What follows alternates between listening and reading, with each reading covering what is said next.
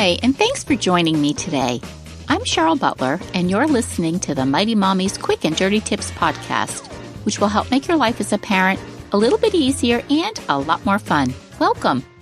Today's episode is number 527, 6 Tips for Parenting a Pessimist, because into every parenting life, a little Eeyore must fall. But even the most negative Nellies can learn optimism if we teach them how. Even when I was a naive new mom 25 years ago, yikes, I was prepared for some of the unpleasant behaviors that I knew came with the parenting territory. I fully expected to experience toddler meltdowns, whiny preschoolers, snarky tweens, and even defiant teenagers. But the one trait I never anticipated in my 8 kids was negativity. Sure, I knew they'd all face disappointments from time to time, but given my positive outlook on life, I couldn't fathom that any of my kids would become a negative Nellie. I was wrong. 2 of my children seemed to thrive on being negative. The glass was always half empty, there was no such thing as a silver lining, and they certainly didn't try or want to see the world with rose-colored glasses. There are a lot of benefits of optimism. Whether you're naturally an internal optimist or a cynical humbug, there is lots of research that proves a positive approach to life can benefit your entire well-being.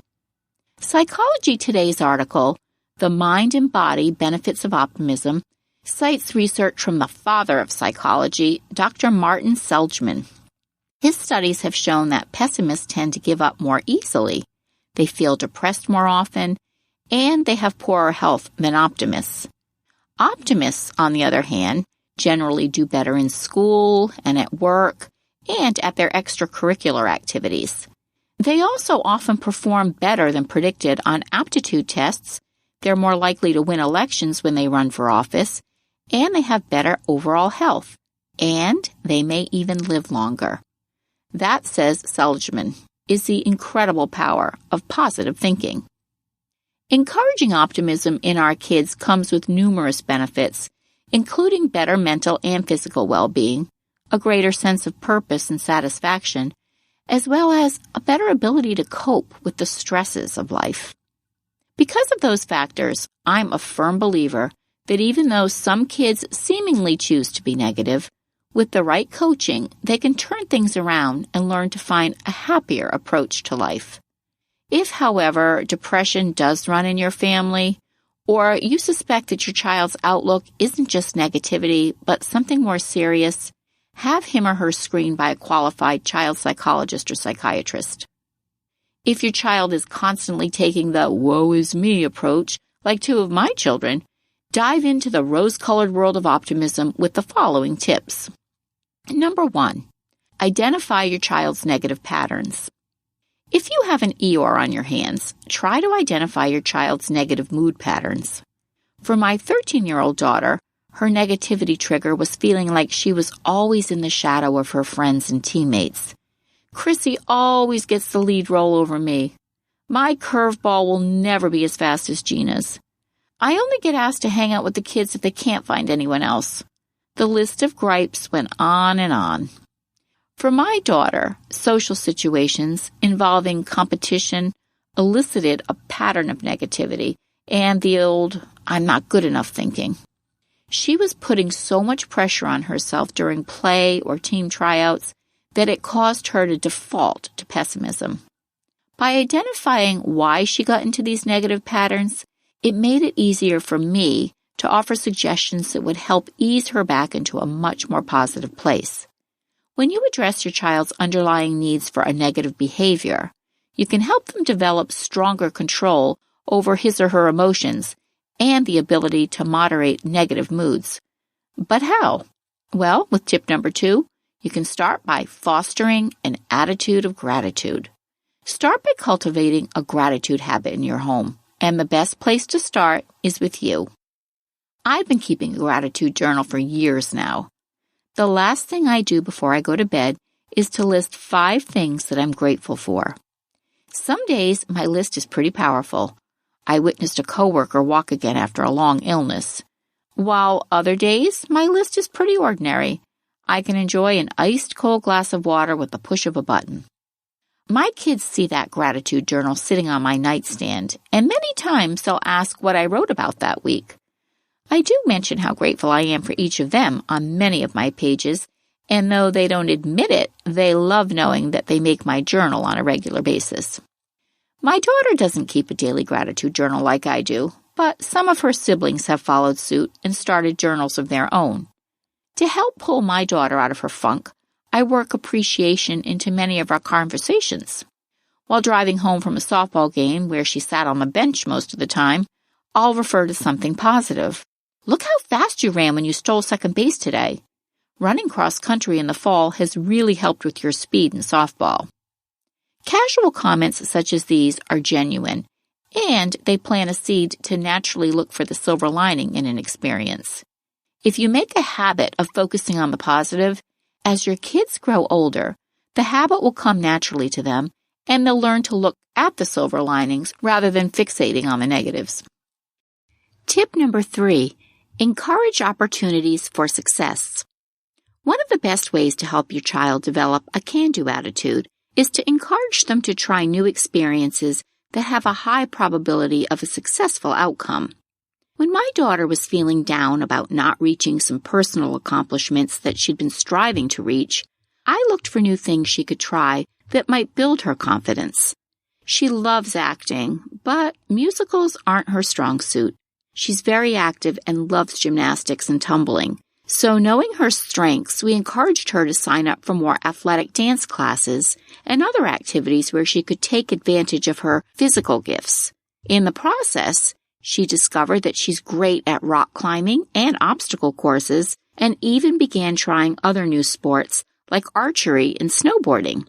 She recently landed the role of Tinkerbell in a community theater presentation of Peter Pan, and was thrilled to have a part where she was able to dance and fly throughout the entire play, which showcased her talents.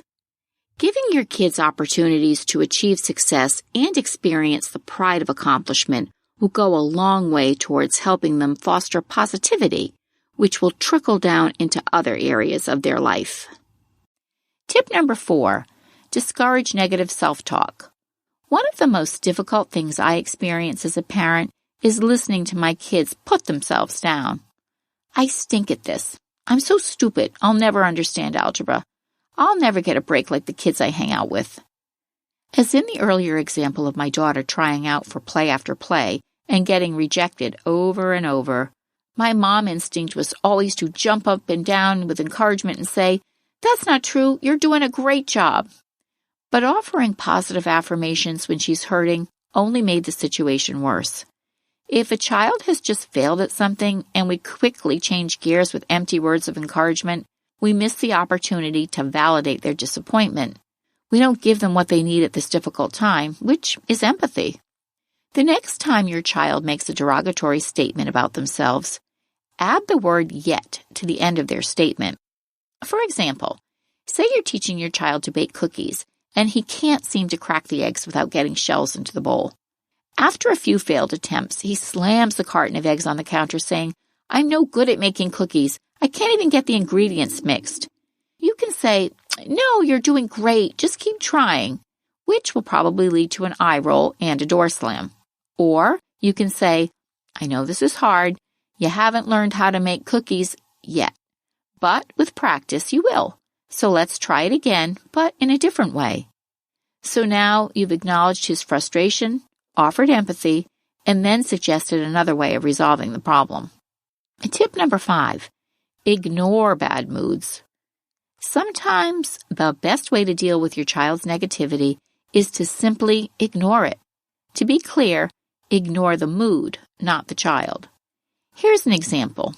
Most of my kids play team sports, which means that we attend games several times a week. On the days when their team wins, the ride home is upbeat and fun, but those losing days can make for a long, disappointing ride. I don't want to discount the losses, but I also don't want to feed into a bad mood. So when we buckle up and head home, I acknowledge the loss, give them an opportunity to talk about any of the game details, and then I turn the music on and focus on dinner and whatever else is on tap for the evening. When you don't react to your child's negativity, you take one step forward in nixing negative behaviors. You model for them that it's all right to have a bad mood sometimes, but make it clear that this isn't the end of the world and you're not going to wallow in it. And tip number 6, model optimism. Being an optimist is not always easy, and quite frankly, I'm sure we positive types can easily get on people's nerves. It's much easier to join a pity party and commiserate about how draining parenting can be, rather than to marvel at how good today's moms have it, with disposable diapers, breast pumps, and the other luxuries that were only a pipe dream in the recent past. In Psychology Today's article, Dealing with Negative People, Dr. Raj Raghunathan argues that the single biggest detriment of our happiness is how other people treat us, particularly those closest to us. The reason our happiness depends so much on the quality of our relationships is because humans are supremely social creatures. Dr. Raj also says, the fact is, people like being around positive people, so the negative person will, even if only grudgingly, have to appreciate your positive outlook and attitudes. People also like feeling positive themselves, so as the negative person absorbs positivity from your presence, he'll like himself better, and this hopefully will lead to a virtuous cycle of greater trust in others and optimism about the future.